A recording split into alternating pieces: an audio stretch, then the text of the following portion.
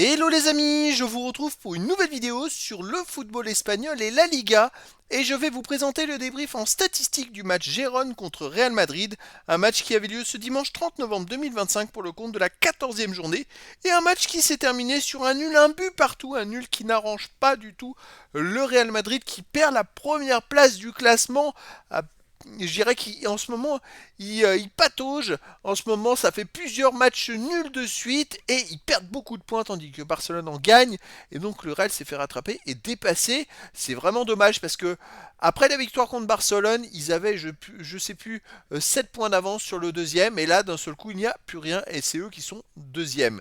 Alors, on va revenir sur les buts de cette rencontre, mais surtout sur les statistiques des deux équipes pour comprendre un petit peu le déroulé du match. Et on terminera la vidéo par le classement de la Liga mise à jour à l'heure nulle, un partout. Et c'est pourtant en plus Gérone qui a ouvert le score à la 45e minute par Unai. Et puis en deuxième mi-temps, Mbappé égalisé à la 67e sur penalty. Et puis plus rien. Le Real a eu beaucoup d'occasions de but. Vinicius a eu pas mal d'occasions. Mbappé en a eu quelques-unes, mais Vinicius y a tiré tout le temps à côté.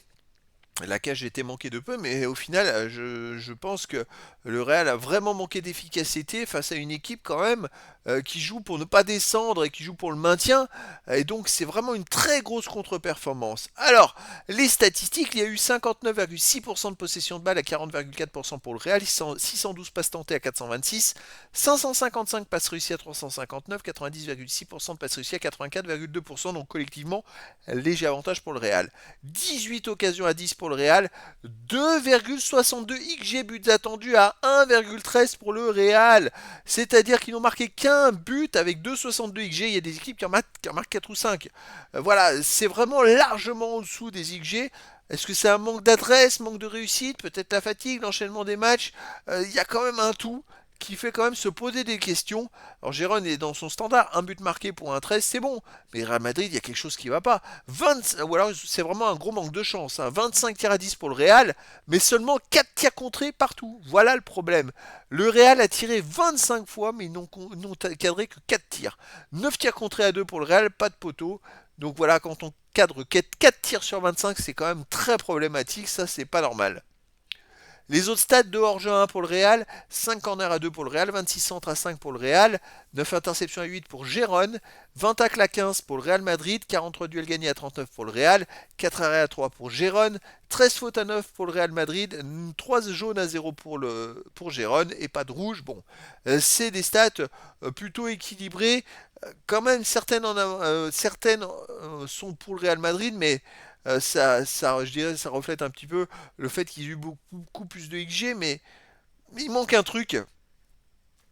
Et je sais pas quoi dire, mais faire un match nul, un partout en ayant autant de XG, c'est quand même étonnant. Alors le classement de la Liga, et oui, le Real Madrid n'est plus premier, ils sont maintenant deuxième avec 33 points en 14 matchs, 10 victoires, 3 nuls, une seule défaite, 29 buts marqués, 13 encaissés, plus 16 de différence de but. Ils ont donc maintenant un point de retard sur Barcelone, j'ai l'impression de revoir la saison passée où à un moment Barcelone ça allait pas en fin d'année et c'est vrai que le Real avait pris pas mal de points d'avance puis après ils se sont écroulés, Barcelone est repassé devant et puis ils ont pris de l'avance et puis ils ont gagné le titre. Là c'est quand même assez fou et donc juste derrière Villarreal est à un point de moins et l'Atlético de Madrid 2 points de moins, donc attention au Real Madrid. Après, il y a un écart, hein. Le cinquième est à 7 points de l'Atlético de Madrid. On a 4 équipes qui se tiennent en 3 points. Gérone de son côté reste 18ème avec 12 points en 14 matchs, 2 victoires, 6 nuls, 6 défaites, 13 buts pour, 26 contre, moins 13 de différence de but. Les amis, voilà, c'était le débrief en statistique du match Gérone contre Real Madrid, un match qui s'est terminé sur un nul, un but partout. Voilà les amis, je vous dis à très bientôt pour une nouvelle vidéo.